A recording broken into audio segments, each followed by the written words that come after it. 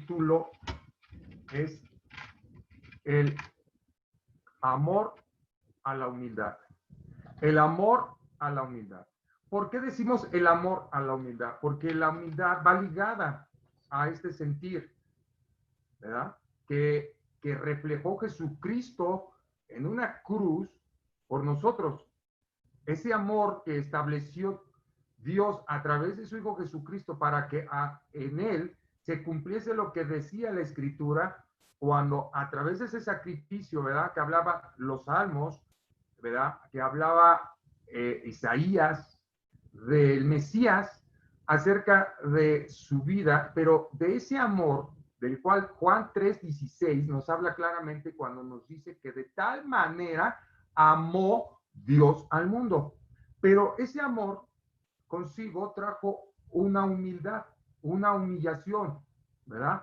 Y ese es el tema que vamos a ver el día de hoy a través de las Escrituras y lo vamos a ir plasmando poco a poco lo que está escrito en el libro de Filipenses, capítulo 2, verso del 5 al 11. Y aquí el apóstol Pablo hace referencia de este sentir, de esta humildad, en la cual Jesucristo, ¿verdad? Estando en una condición de Dios, siendo Dios, dice la palabra, se despoja de su posición, de su deidad, para darnos a nosotros una enseñanza de la perfección que hay a través de la humildad. Y vamos a leerlo así, y dice así la Escritura. Haya pues en vosotros este sentir que hubo también en Cristo Jesús, el cual, siendo en forma de Dios, no estimó ser igual a Dios como cosa que aferrarse, sino que se despojó a sí mismo, tomando forma de siervo, hecho semejante a los hombres, y estando en la condición de hombre, se humilló a sí mismo, haciéndose obediente hasta la muerte y muerte de cruz. Por lo cual Dios también le exaltó hasta lo sumo y le dio un nombre que es sobre todo nombre, para que en el nombre de Jesús se doble toda rodilla de los que están en el cielo y en la tierra y debajo de la tierra, y toda lengua confiese que Jesucristo es el Señor para gloria de Dios Padre. Aquí vemos, en este pasaje, vemos una palabra que es la que vamos a ver ahorita y estudiar, dice sentir, dice cuando dice, haya pues en vosotros este sentir, ¿verdad? La palabra sentir viene de la palabra griega que es froneo, que esta significa pensar y tener solicitud, y se refiere a ser compasivo con amor fraternal. Esto es lo que significa este sentir. Este sentir que tuvo Jesucristo en su vida hacia nosotros.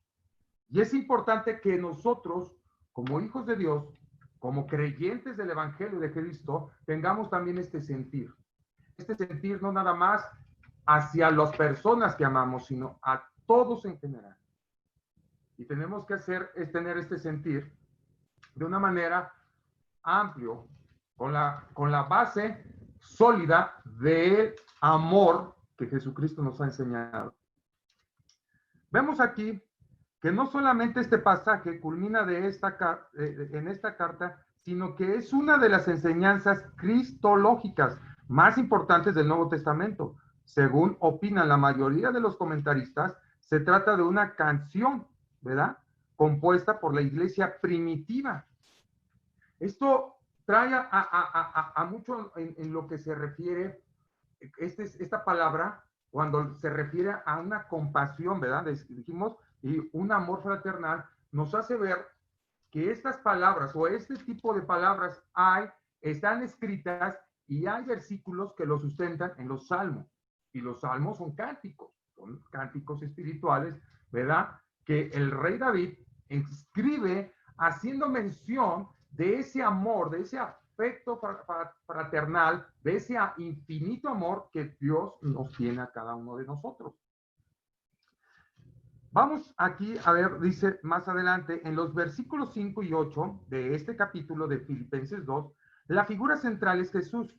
Con palabras sencillas, pero conmovedoras, este pasaje describe el total y extrema autohumillación del Hijo de Dios por el camino del completo, despojándose y de la humildad, de la renuncia, de la obediencia por el amor del Padre. Aquí vemos algo muy precioso. Jesucristo hace este sentir. Él nos lleva a tener este sentir, a tener esta humildad, para nosotros también poder ser de una manera del agrado al Padre. Él estaba agradando a su Padre en toda su manera de vivir, en toda su manera de pensar, en toda su manera de hablar. Él nunca vino a agradar a los hombres. Vemos más adelante, vemos en un pasaje de Romanos, cuando el apóstol Pablo se referencia, dice, ¿acaso de agradar a los hombres? También Gálatas lo dice, ¿acaso de agradar a los hombres? Antes que a Dios. ¿Acaso de agradar a los hombres en vez de a Dios? En ninguna manera. Entonces es importante que nosotros no estemos agradando, ¿verdad?, a las personas, sino al Dios único y suficiente Salvador, Rey del universo, eterno y bendito Dios. Dice aquí que esto, dice, pero el camino del completo despojamiento y de la humildad, de la renuncia y de la obediencia por amor al Padre, no acaba en el versículo 8. Después de lo que el lenguaje de la música dice aquí, llamaría a un calando. O sea, aquí ellos lo ven, en aquellos tiempos, los filipenses lo veían como un cántico. Pero en el versículo 8 ellos hacen mención de algo que vamos a ir viendo poco a poco, ¿verdad? Sino que hablan de esa parte, de esa humillación, de esa autohumillación, de ese despojo para el agrado del Padre. Esto es importante, amados hermanos en Cristo. Hoy en la actualidad hay muchos falsos dioses, hay muchas personas que aún se creen dioses. Y esto no puede estar sucediendo en la vida de nosotros como hijos de Dios. Estar nosotros, ¿verdad?, creyendo más en la palabra de los hombres, buscando más el favor de los hombres, estando humillados ante los hombres. Esto se da mucho también en el pueblo de Dios. El pueblo de Dios, ¿verdad?, dice la escritura en el antiguo pacto, que dice que buscaban, ¿verdad?, esos falsos dioses. Ellos se desviaron a adorar y a sacrificar a falsos dioses. Y también se apoyaron, ¿verdad?, en hombres, buscando el favor de los hombres.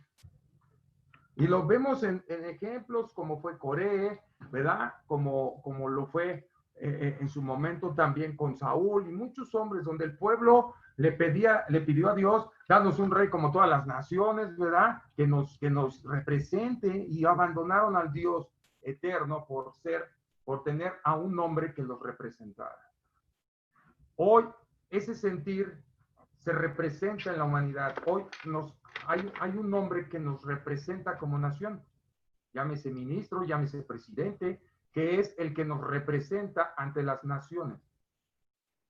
Pero si nosotros hubiéramos dejado que Dios tomara el control de nuestras vidas, Dios no hubiera puesto un hombre en lugar de su persona para dirigirnos.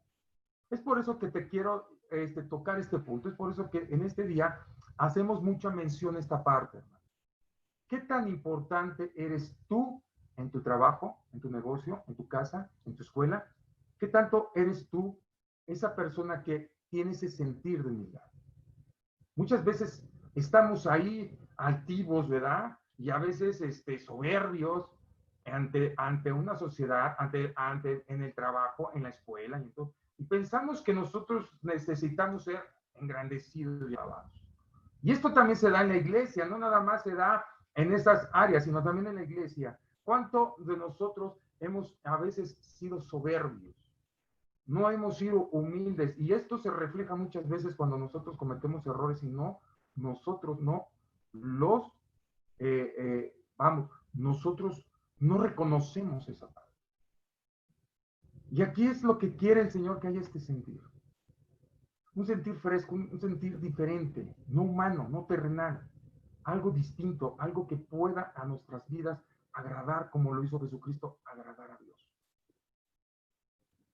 Dice en el verso 9, ¿verdad?, al 11, dice, vemos que en el verso 6 dice, el cual siendo en forma de Dios, no estimó a ser igual a Dios como cosa a que aferrarse, ¿verdad? Aquí ya lo vimos. Su posición de Jesús era siendo Dios. Y Él vino a la tierra para enseñarnos de que sí podemos hacer las cosas. Porque Él estuvo en una condición humana. Y Él se despojó de esa posición de su deidad para enseñarnos la humildad, para bajarnos nosotros de esa cabalgadura donde yo soy el doctor especialista en esto, yo soy el mejor ingeniero de México, yo soy el mejor, soy el licenciado en Derecho, fulano tal. Amado hermano en Cristo que me escuchas, aquí nos enseña el apóstol Pablo, dice, yo todo lo que he ganado, todo lo que he estudiado, todo lo que he ganado en este mundo lo tengo por desecho. Todos esos reconocimientos, todos esos diplomados, todas esas, eso que a mí en su momento me representó, dice Pablo, lo tengo por desecho y lo tengo por nada, por el Evangelio de Cristo. Dice en el verso 7, sino que se despojó a sí mismo. Esta palabra despojó en griego es kenos, con K, kenos, que significa despojar. La misma palabra, ¿verdad? Nos dice, se despojó. Dice aquí, se despojó a sí mismo, tomando forma de siervo hecho semejante a los hombres. Vemos en el verso 8, dice, y estando en la condición de hombre, ahí viene esa parte donde dice, ¿se qué? Se humilló a sí mismo. Este es el secreto más importante que está en la palabra de Dios. Esto es lo que los hombres de aquellos tiempos contemporáneos, ¿verdad? Como Pilatos, como Herodes, ¿verdad? Principalmente Herodes le decía, bueno, si tú eres un rey, ¿dónde está tu reino? ¿Dónde está tu túnica? ¿Dónde está tu corona? El mismo Señor Jesucristo le dijo a este hombre, mi reino no es de este mundo. Haciendo mención de lo que hay en este mundo, todo lo que hay en este mundo está corrompido. No hay nada en este mundo que no pueda estar bajo la sombra del maligno.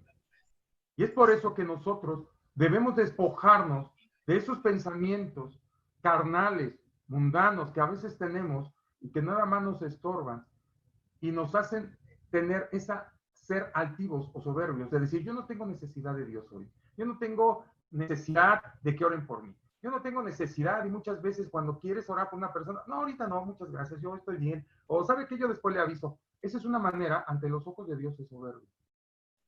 Y Dios dice la palabra que Él resiste al soberbio y da gracia al humilde.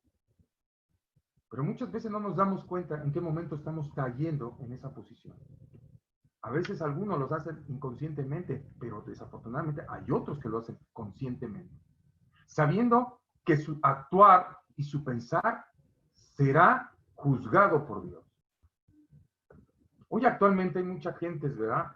Y de todos los medios, deportistas, empresarios, políticos, y todo este tipo de situaciones que vemos continuamente en televisión o en nuestra vida cotidiana, a lo mejor ahí en tu cuadra, con tu familiar, con tu trabajo, en tu escuela, vemos mucha gente que tiene un sentir muy soberbio, muy altivo, y a veces le recriminan a Dios las situaciones. Hoy simplemente en estos tiempos, en estas pandemias, mucha gente le recrimina a Dios lo que está sucediendo. Y muchos no le creen a Dios, sino al contrario, le achacan a Dios el problema. Y esa falta de humildad que hay en los hombres hace que no alcancemos a reconocer la gloria de Dios. Pero ¿qué sucede? ¿Qué sucede cuando el pueblo, cuando los creyentes, los hijos, somos así? Porque aquí el apóstol Pablo, en este libro de Filipenses, le habla al pueblo también, le habla a la iglesia. ¿Por qué Pablo en cada una de sus cartas le hace mención a la iglesia de todos los acontecimientos que están escritos acerca de exhortarlos a que dejen una vana manera de vivir? ¿Por qué a la iglesia? ¿Por qué a nosotros como creyentes? Porque nosotros hemos adoptado no un espíritu de Dios, sino a veces fuimos adoptados por un espíritu del mundo del cual muchos de nosotros nos ha costado trabajo, como dice la escritura, despojarnos de ese viejo hombre.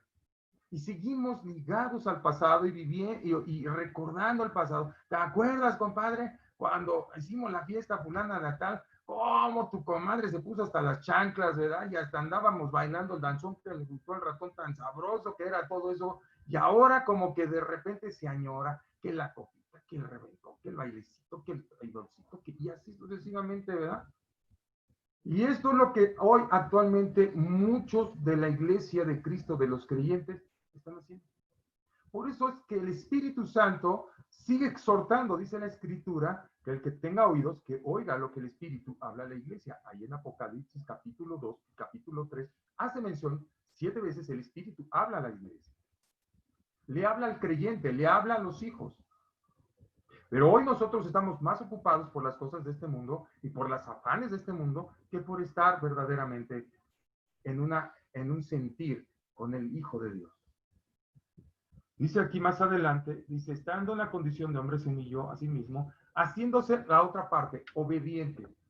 Y esta parte es la que más trabajo nos ha costado a todos los creyentes y a todos los que somos hijos de Dios. Ser ¿qué? Obedientes. Y dice la palabra que esta parte de la obediencia es lo que más ve Dios en nosotros. Y es la parte que más le costó trabajo al pueblo de Dios entender. Desde el Antiguo Testamento nos habla que Dios siempre dio estatutos, mandamientos, leyes. Pero todas estas leyes y estatutos y mandamientos fueron violados porque no hubo obediencia. Dios les dijo que cuando Moisés sube, ¿verdad? Cuando Dios le habla a Moisés y le dice, subirás al monte para que te dé los 10 mandamientos, le dijo al pueblo que se guardase, que él a la brevedad vendría con las leyes que Dios le daría para que el pueblo fuera gobernado. Pero ¿qué hizo el pueblo? Luego hicieron su becerro, ¿verdad? Adoraron su becerro y desobedecieron a Dios. Hoy, en la actualidad, muchos seguidores de la palabra de Dios han dejado de seguir a Dios, han dejado de buscar a Dios y han venerado a sus becerros. Ahí vemos a tanto predicador que predican un falso evangelio, una falsa promesa, una falsa doctrina, pero el pueblo está neciado en creer en sus becerros. Y han desobedecido lo que dice el Señor.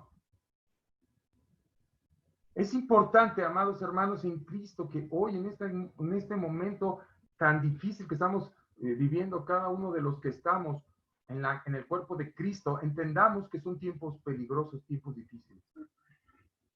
Y en vez de obedecer y buscar a Dios en todo nuestro caminar, examinando nuestros pensamientos, escudriñando nuestro corazón para ver si hay caminos torcidos y perversos y pedirle a Dios que nos lleve hacia caminos rectos, sendas de justicia y de verdad. Pero aquí vemos algo que hubo una característica en la vida de Jesús. Por eso hago mención mucho esto, amados hermanos, que Jesucristo vino al mundo en una condición humana, hecho semejante a los hombres, para enseñarnos que la obediencia y la humildad sí se puede llevar. Muchas veces nos justificamos. No, es que para mí, no, yo estoy en ese proceso, hermano. No, es que yo no soy Dios.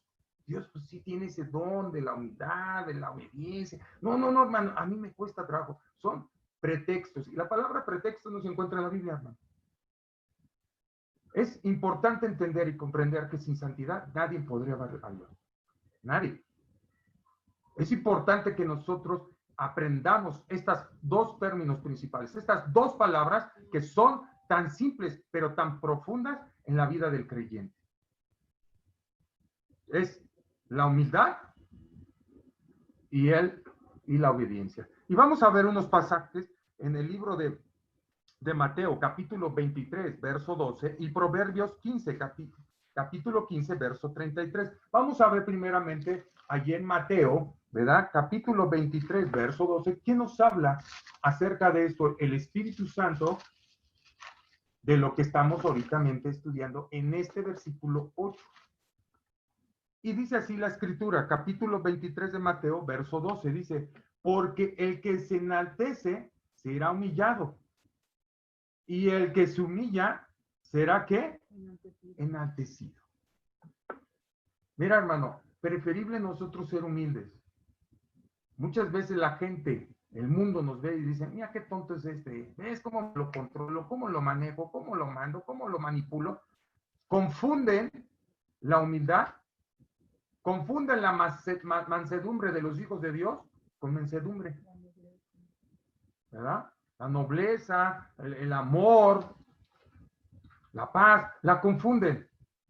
Pero lo que no se ha puesto a pensar mucha de esta gente, que esa gente es la que más ha sido humillada, la que más ha sido avergonzada, la que más ha sido traicionada, la que más ha sido decepcionada, ese tipo de personas altivas. ¿Y sabes por qué? Por su carácter. Porque así viven y lo que siembran, eso es lo que recogen. Eso es lo que vimos unas clases pasadas acerca de lo que hablaba el libro de Gálatas, ¿verdad? ¿Se acuerda? Que lo que el hombre siembra, eso es lo que recoge. Bueno, vamos a ver Proverbios capítulo 15, verso 33. Ahí en el libro de Proverbios, ahora vámonos al Antiguo Testamento. ¿Qué nos habla acerca de esto? De este pasaje de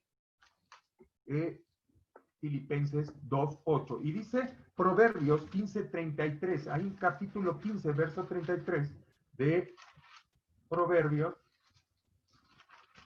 15:33. Y dice así la escritura: el temor de Jehová es enseñanza de sabiduría, y a la honra procede ¿la qué? Humildad. La humildad.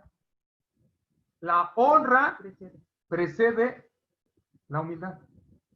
¿Quieres honra de parte de Dios? Sé humilde. Sé humilde. Si tú quieres honra de parte del hombre, mi amado hermano en Cristo, maldito el hombre que confía en el hombre y ha puesto su esperanza en él, dice el Señor.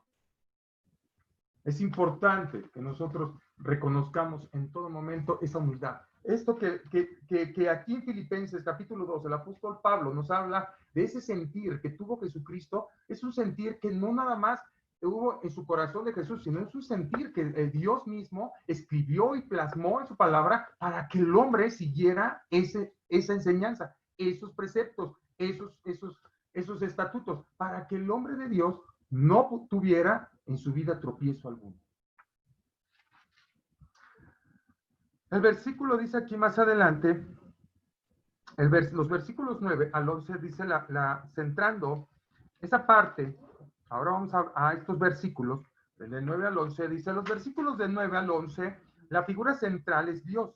El pasaje describe de manera majestuoso y muy conmovedora la total y completa exaltación de Jesucristo. Esta es la reacción de Dios a la humildad de su Hijo, ¿verdad? Con la humillación voluntaria de Jesús y su exaltación por el Padre, se comprueba lo que dice de Cristo en Mateo capítulo 23, verso 12. Ahora vamos a Mateo 23, ¿verdad? Capítulo 23, verso 12.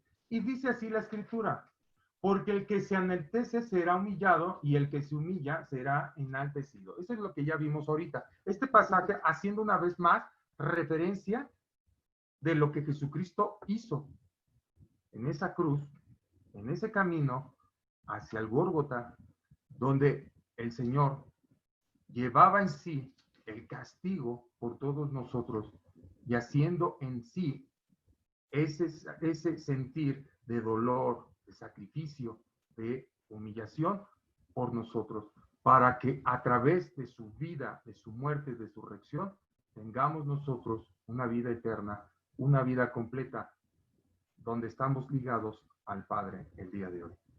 Vamos a ver ahí en el verso 9 y vamos a tocar algunos otros versículos, ¿verdad? Aquí vamos a ver en Hechos capítulo 5 capítulo 5, 31, vamos a ver Hechos 2, 33, Hebreos 4, 15 y Juan 17, 5. Pero vamos primero a Hechos capítulo 5, verso 31, para reforzar lo que nos dice en Filipenses 2, versículo 9, ¿verdad? Vamos a ver que estos pasajes nos van a reforzar lo que está escrito en el versículo 9. Y dice Hechos 5, ¿verdad? Capítulo 5, verso 31. Y dice así la escritura. Dice, ya Dios ha exaltado con su diestra por príncipe y salvador, para dar a Israel arrepentimiento y perdón de pecados. Fíjense, dice, Dios lo ha exaltado con su diestra por príncipe y salvador.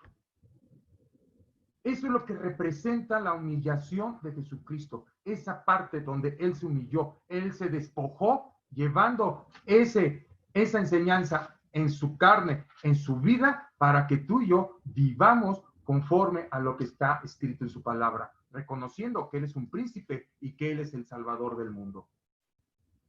Hoy vemos a muchos representantes de diferentes tipos de religiones, y principalmente el representante de la religión popular. ¿Qué característica a mí en lo personal me representa este personaje ante el mundo? Simplemente a mí no me inspira nada de humildad. ¿Por qué? Sí. Porque una persona que dice ser el vicario de Dios, o sea, quitando a Jesucristo, poniéndose en medio, y que Él tiene el derecho de perdonar o concebir el pecado a la humanidad. Nadie de ellos puede hacerlo, más que Jesucristo. Aquí está escrito, príncipe y salvador. Y Él dice más adelante, para dar a Israel el arrepentimiento y perdón ¿de qué? De pecados. Amado hermano en Cristo, que has escuchado ese mensaje, no te lo creas. No hay hombre alguno que perdone pecados. El único que perdona los pecados de los hombres se llama Jesucristo. ¿Y por medio de qué? Por medio de su sangre y de su sacrificio. Para que todo aquel que en él crea no se pierda, mas tenga la vida eterna. Juan 3:17. Dice aquí más, vamos a ver más adelante, Hechos, capítulo 2, verso 33. Ahora vamos a ver qué nos dice ahí mismo, en este mismo libro, pero ahora el capítulo 2, verso 33. ¿Y qué nos dice? Así que, exaltado por la diestra de Dios y habiendo recibido del Padre la promesa del Espíritu Santo, ha derramado esto que vosotros veáis y oís. Así que, exaltado por la diestra de Dios y habiendo recibido del Padre la promesa de ¿quién? Del Espíritu Santo. Lo vemos en la carta, ¿verdad? De los evangelios, cuando Jesucristo es bautizado por Juan el Bautista, dice que vino el Espíritu Santo reposó en él, en el hombro en una forma de paloma. Ahora sí que esa parte, esa historia, esa representación donde el Espíritu Santo viene en forma de paloma sobre la vida de Jesucristo, es el inicio del ministerio de Jesucristo en la tierra. En ese momento había sido también bautizado por el Espíritu, había sido llenado del Espíritu Santo que el Padre había enviado para que la vida ministerial de Jesucristo empezara a partir de ese momento, ¿verdad? A los 30 años, siendo bautizado por Juan, para que en ese momento iniciara todo lo que Dios ya había escrito anteriormente en la vida y en la persona de nuestro mismo Señor Jesucristo. Vamos a seguir viendo ahora Hebreos capítulo 4:15. Vamos a Hebreos 4:15, que nos habla, para seguir reforzando esta enseñanza que estamos teniendo acerca de este pasaje que es tan profundo y tan bello y tan precioso. Y nos dice así la Escritura, dice, porque no tenemos un sumo sacerdote que no pueda compadecer de nuestras debilidades, sino uno que fue tentado en todo según nuestra semejanza, pero sin pecado. Para aquellos, ¿verdad?, que dicen que Jesucristo, por siendo condición de Dios, y que Jesucristo no era tentado, discúlpame, amado hermano en Cristo, Jesucristo fue una persona que también fue tentada en todos los aspectos. Vamos a ver rápidamente también Juan 17:5. Vamos a Juan 17:5. Juan 17:5. ¿Cuál? Las primeras, segunda y tercera. Juan.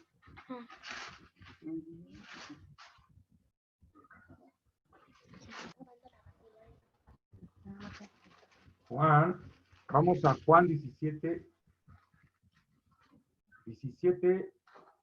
Juan, un momentito, tantito, por favor, aguántenme las carnitas porque el marrano todavía está vivo, hermano, llame.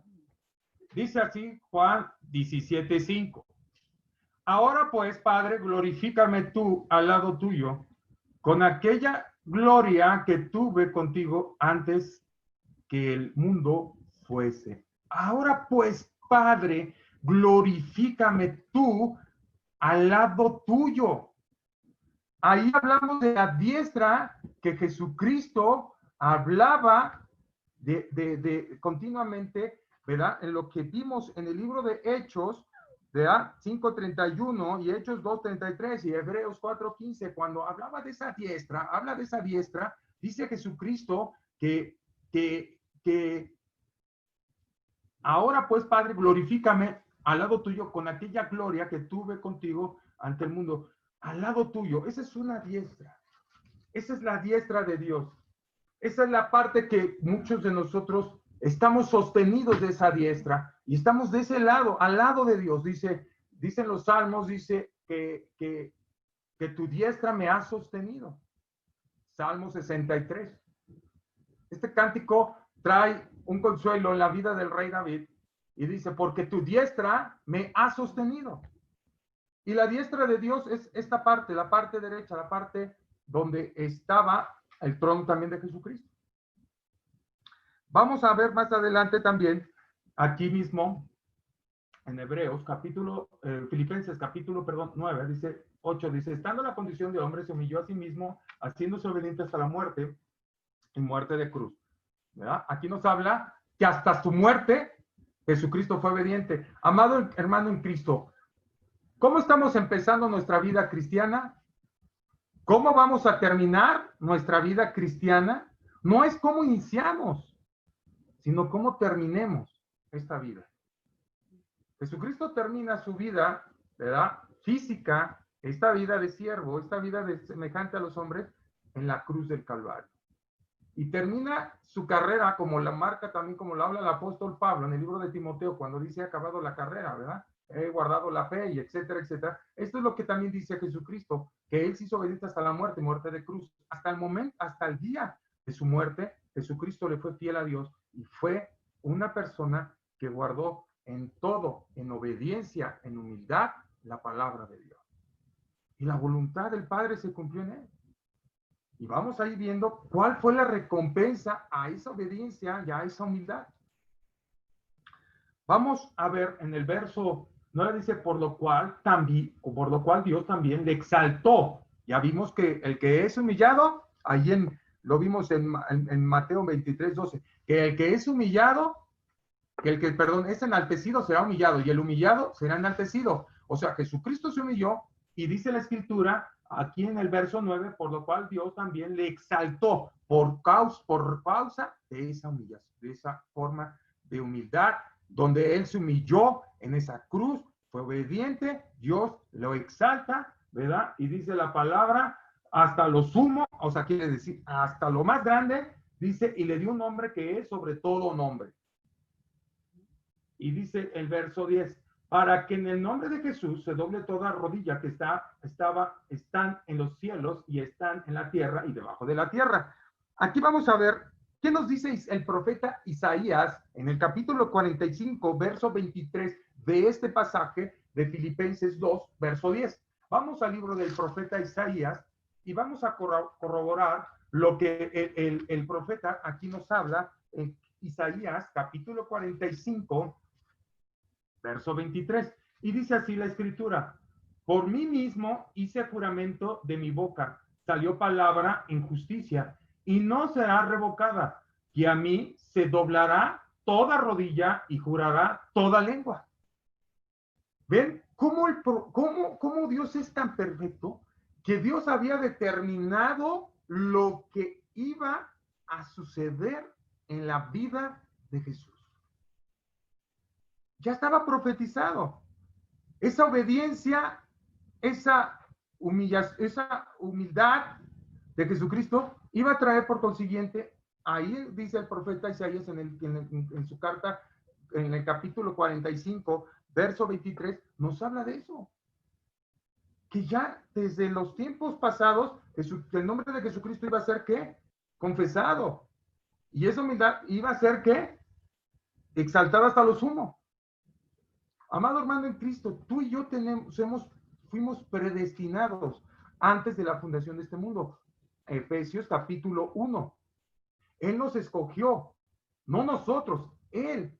Él nos amó primero a nosotros antes que nosotros a Él. Y por esa causa, por esa vida eterna que Dios ya tiene reservada desde antes de la fundación del mundo, amado hermano que me escuchas, tú ya eres predestinado. Ya no es otra cosa, ya no hay otra cosa más, sino que Dios predestinó que tú fueras parte de este nuevo pueblo. Y así como lo que está escrito en la persona de nuestro Señor Jesucristo en el antiguo pacto, también en tu vida está escrito lo que Dios en los cielos, lo que Dios va a hacer en tu vida. Mi pregunta es, ¿por qué a veces te menosprecias? A veces no le creemos a Dios. A veces nos vienen esas temores, esas confusiones, esas angustias, ¿verdad? Esa reacción a las aflicciones, a la persecución, a la carencia, al dolor. Amado hermano en Cristo, todo esto tiene que suceder. Todo esto le pasó al Señor Jesucristo. Y te digo una cosa, al Señor no lo afligió, al Señor no lo entristeció, al Señor no lo preocupó, al Señor no lo afanó. El Señor siempre trató de hacer la voluntad del Padre. Cada día que Él vivía, lo vivía en la sabiduría que el Padre le había dado a través del Espíritu Santo.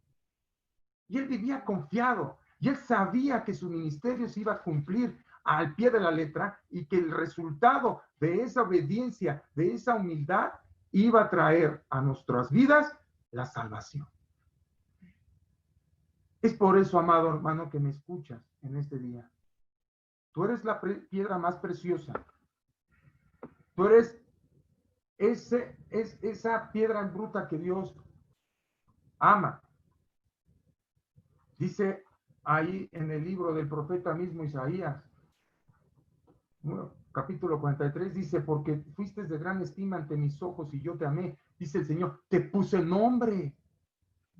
Mío eres tú. ¿Ves, amado hermano, cómo ya estaba predestinado tu llamado, tu vida en la vida misma de la cruz, por la cual nos define que somos hijos, ya no somos criaturas? Juan capítulo 1, verso 12, más a los que le recibieron y confesaron, les dio potestad de ser hechos, ¿qué? Hijos de Dios. Desde entonces ya el Señor te había puesto tu nombre. Desde entonces dice el Señor, yo te amé.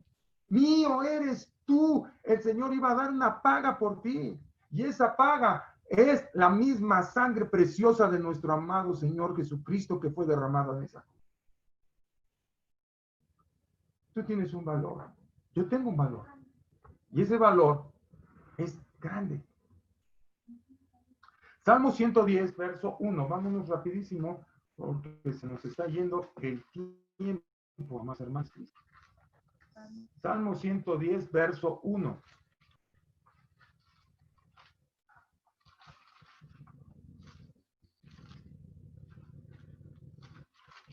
Dice, Jehová dijo a mi Señor, siéntate a mi diestra hasta que ponga a tus enemigos por tu estrado de tus pies. Fíjense nada más. Dice el apóstol Pablo en el libro de los Romanos, y despojando a los principados y a las potestades, triunfando sobre ellos en la cruz del Calvario. Perfecta es la palabra del Señor. Perfecta es su palabra. No hay nada que se le tenga que añadir o algo que se le tenga que quitar. La palabra es fiel y contundente. Y aquí nos hace ver mucho esta parte del Señor. Ay, bendito Dios. Vamos, y dice aquí, que por lo cual Dios también le exalta hasta lo sumo, ¿verdad? Y le dio un nombre, dice, que es sobre todo nombre, en Filipenses 2:9, que nombre le fue dado en la Biblia, que es Jesús. Es descrito con más de 250 nombres o títulos. Veamos un ejemplo, ¿verdad? Porque un niño nos ha nacido, hijo nos ha dado, y el príncipe y principado sobre su hombro, y se llamará su nombre admirable, consejero, Dios fuerte, Padre eterno, príncipe de paz. Isaías capítulo 9, verso 6. Ahí está. Ahí está ese nombre que es sobre todo nombre. Amados hermanos en Cristo, Él es el príncipe de nuestra paz. Dice aquí la escritura, dice, Él es el admirable, Él es nuestro consejero, Él es nuestro Dios fuerte y temible, Él es nuestro Padre eterno y príncipe de nuestra paz. Él es nuestra Pascua, Él es nuestra salvación, Él es nuestro sanador, Él es nuestra guía, Él es nuestro estandarte, Él es nuestro Padre eterno, Él es nuestro Adonai, nuestro Señor y Dios. Y que dice, que esto fue lo que le dice, el ángel dice a María, llamará a su nombre Jesús, y esto lo vemos en Lucas capítulo 1, verso 31. Estos nombres, por lo tanto, ya le fueron dados antes. Por eso la respuesta debe de ser otra y la encontramos en Apocalipsis capítulo 19, verso 16. Dice ahí el apóstol Juan, y en sus vestimentas o en su vestidura, dice, en su parte de su muslo tiene un escrito que está escrito este nombre, Rey de Reyes y Señor de Señores. ¿Bien? Dios le dio un nombre que es sobre todo nombre. Dice aquí la escritura. El por cual Dios le exaltó al sumo, le dio un nombre que es sobre todo nombre. O sea, no hay otro. El diablo, ¿qué es el diablo no es nada. El diablo es un príncipe del mundo y tiene limitaciones.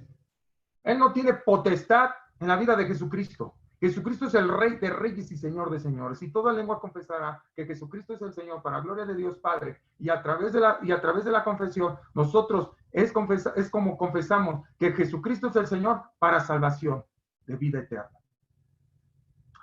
Dice aquí más adelante,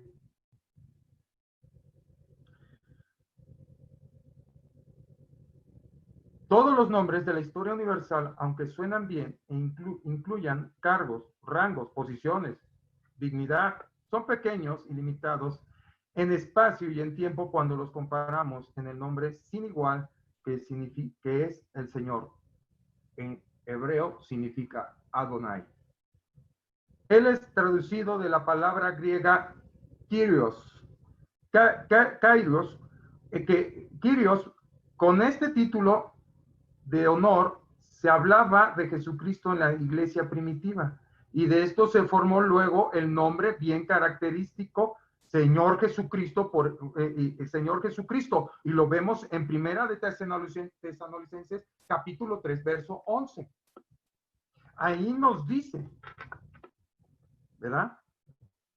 Y vamos a ver ahora el verso 10. Para que en el nombre de Jesús se doble toda rodilla de lo que está en los cielos y en la tierra y debajo de la tierra. ¿Ok? Ya lo vimos, ya vimos ahorita en Isaías capítulo 45, 23, Salmo 111. Pero vamos ahí viendo, dice la palabra, este pasaje es mencionado directa e indirectamente unas 27 veces en el Nuevo Testamento. ¿Cuántas veces juntamente los cristianos que sufren graves persecuciones y prisiones están siendo consolados y fortalecidos por esta visión del futuro, de lo que hemos visto, de lo que Dios nos está hablando? Aquí vamos a ver una reflexión. El comentarista Paul Murdoch dice, en la antigüedad, el doblar la rodilla era una señal de sumisión. Esto vale también para los tiempos bíblicos. El vencido se inclinaba delante de su vencedor para que en éste pudiera poner su pie sobre su nuca. Expresando con esto su derecho a la vida del vencido. El doblar la rodilla es entonces no tanto un acto de cortesía, sino más bien de entrega de uno mismo. Jesús, el Señor, sobre todo lo que está en los cielos, lo incontable multitudes de ángeles, los querubines y serafines y las almas de los salvos de todos los tiempos. Jesús es el Señor sobre todos los que están en la tierra, de todos los seres humanos vivientes. Y Jesús es el Señor sobre todos los que están debajo de la tierra, todos los demonios y todas las personas no salvas en el infierno. Si Jesús es incomparable en su poder, un día todos se arrodillarán delante del Señor Jesucristo, grandes y pequeños, gentes famosas, gentes sin nombre, por todos lados, y sin excepción, los que se negaron a creer y doblarán sus rodillas debajo y obligación a regañadientes, llorarán en el polvo. Los demás lo harán porque creyeron, doblarán sus rodillas voluntariamente y de todo corazón, con voces de júbilo y adoración, rebosarán de felicidad. Esto es lo que van a creer. A fin de cuentas, todos, todos, porque aquí dice la palabra, toda rodilla, justos, injustos, pecadores, no pecadores, hijos, creación, condenados, salvos, todos van a doblar su rodilla delante de él, reconociendo que él es el Señor, que él es el Dios de poder y de gloria, y que no, fuera de él no hay quien salve, que fuera de él no hay quien dé un verdadero testimonio. Él es la verdad, él es el camino, le dice la palabra, que el que esté muerto, aún el que cree en él, vivirá. Es importante, amigo, que me escuchas en este día, entender esto que dice la Escritura. Y concluimos, como dice al final en el verso 11, y toda lengua confiese que Jesucristo es el Señor para gloria de Dios Padre.